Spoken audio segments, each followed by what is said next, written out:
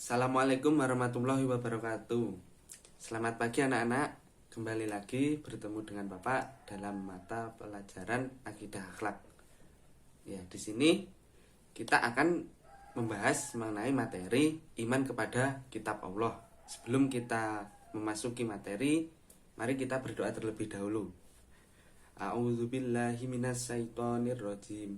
Bismillahirrahmanirrahim. Raditu billahi rabba wa bil islami dina wa bi muhammadin nabiyya wa rasula.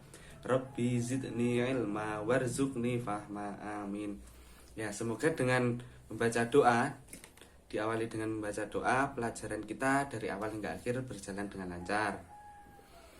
Oke, untuk selanjutnya saya akan mengabsen dulu ya. Siapa yang tidak masuk hari ini ada? Ya, masuk semua nggih. Nah, langsung saja kita memasuki materi, yaitu iman kepada kitab-kitab Allah. Saya mau tanya, iman kepada kitab-kitab Allah adalah rukun iman keberapa? Ya, silakan angkat tangan yang di belakang. Benar, rukun iman yang keempat. Nah, selanjutnya Bapak akan sedikit menjelaskan mengenai iman kepada kitab-kitab Allah. Yang pertama, silakan disimak ya. Bisa dilihat di depan PPT yang telah Bapak siapkan.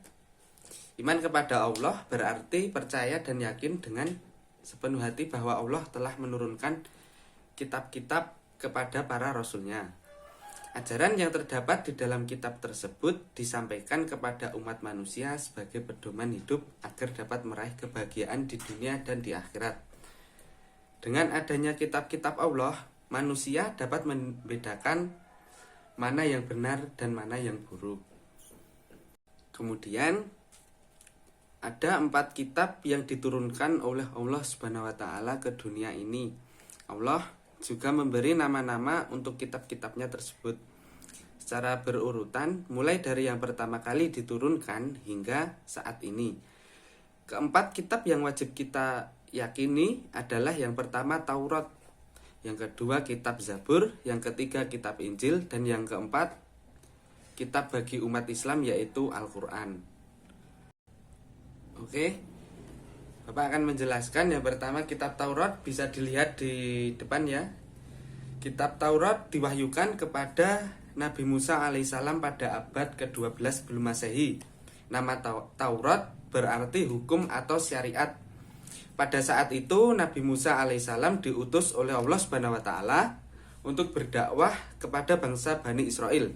Oleh karena itu, tepat sekali kalau kita meyakini bahwa kitab Taurat diperuntukkan sebagai pedoman dan petunjuk bagi kaum Bani Israel saat itu. Untuk yang kedua adalah kitab Zabur. Kitab Zabur diturunkan oleh Allah Subhanahu wa taala kepada Nabi Daud alaihissalam untuk Bani Israel atau umat Yahudi. Kitab ini diturunkan pada abad 10 sebelum Masehi di daerah Yerusalem. Adapun kitab ini ditulis dengan bahasa Kipti. Seperti firman Allah dalam Quran surat Al-Isra ayat 55 yang artinya, dan Tuhanmu lebih mengetahui siapa yang di langit dan di bumi, dan sungguh kami telah memberikan kelebihan kepada sebagian nabi-nabi atas sebagian yang lain, dan kami berikan Zabur kepada Daud. Ada juga di PPT firman-firman Allah yang lain, bisa dilihat sendiri ya. Dan yang ketiga yaitu kitab Injil.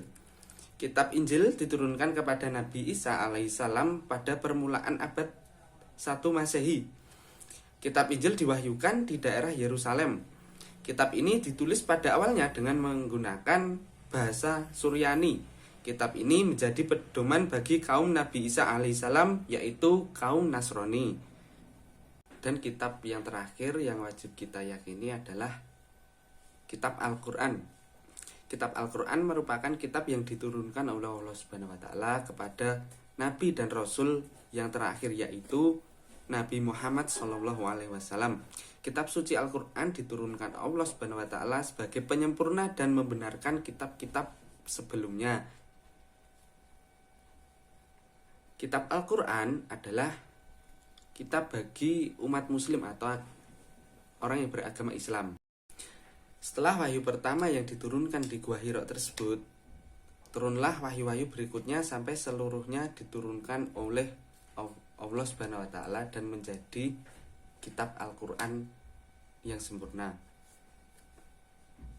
Kemudian secara umum pokok-pokok ajaran yang terkandung dalam Al-Quran adalah yang pertama, akidah atau keyakinan, yaitu hal-hal yang berkaitan dengan keyakinan seperti mengesahkan Allah Subhanahu wa taala dan meyakini malaikat-malaikat Allah Subhanahu wa taala. Yang kedua, akhlak, yaitu berkaitan dengan pembinaan akhlak mulia dan menghindari akhlak yang tercela. Dan yang ketiga adalah ibadah, yaitu yang berkaitan dengan tata cara beribadah seperti sholat, zakat, dan ibadah yang lainnya. Dan yang kelima yaitu muamalah, yang berkaitan dengan tata cara berhubungan kepada sesama manusia. Dan yang kelima yaitu tarik atau sejarah, yaitu kisah-kisah orang-orang dan umat terdahulu yang wajib kita teladani. Nah, itulah penjelasan dari Bapak mengenai materi iman kepada kitab-kitab Allah. Baik, untuk selanjutnya, apakah ada yang ingin ditanyakan? Tidak ada. Baik, berhubung tidak ada pertanyaan, semoga penjelasan dari Bapak tadi bisa dipahami ya. Berhubung waktu pelajaran kita sudah habis, Bapak akan memberikan tugas kepada anak-anak semua. Silahkan kalian merangkum materi tadi yang telah Bapak jelaskan dan dikumpulkan pertemuan depan.